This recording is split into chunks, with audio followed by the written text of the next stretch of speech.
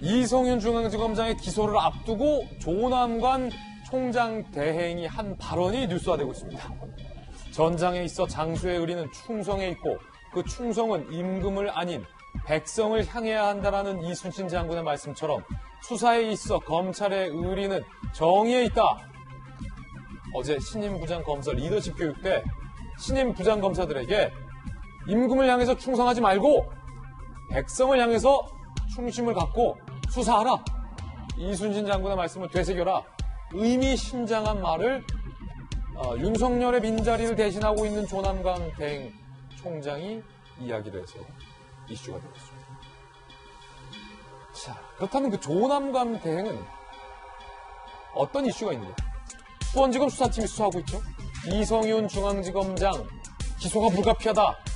김학의 불법 출금 수사 무마 외압 의혹과 관련해서 보고를 했고 조남관 대행 총장 대행은 기소하는 방향에 대해서 승인을 했다라는 보도가 현재 조선일보를 중심으로 다른 언론에서도 보도가 되고 있습니다.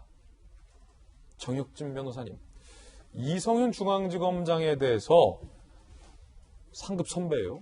중앙지검장, 수원지검 수사팀이 이성윤 선배 기소해야 한다라고 수사팀이 결론을 내렸고 총장 대행에게 보고를 했어요. 그때 총장 대행이 하지만 총장은 아니잖아요. 고민도 될 법해요. 이성윤 중앙지검장을 기소할지 말지를 두고 당연히 누구나 고민될 거 아닙니까?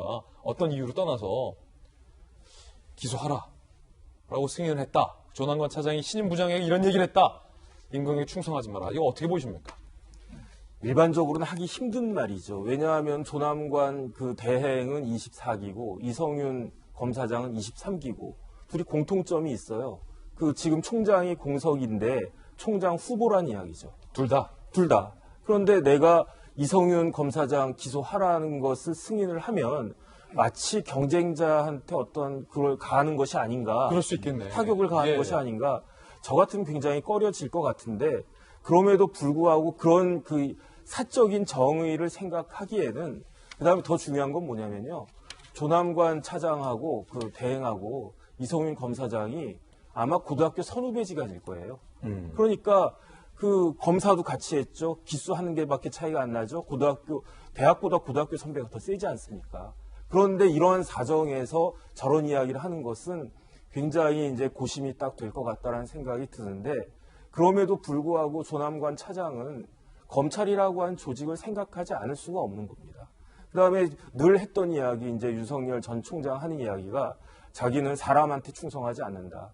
비슷한 맥락이 아닌가 싶고. 비슷하군요. 그다음에 중요한 것은 지금 우리나라가 이렇게 막 혼란스럽고 이러한 경우에 중심을 잡고 원칙대로 법대로 법치주의에 따라가지고 그렇게 일을 처리를 해야지 그렇게 하지 않으면 나중에 이제 조남관 차장도 혹시 또 어려움에 빠질 수 있는 것이 아닌가 일단 그런 생각이기 때문에 적절한 발언. 저 이야기가 더더군다나 이제 부장검사 승진하거든요.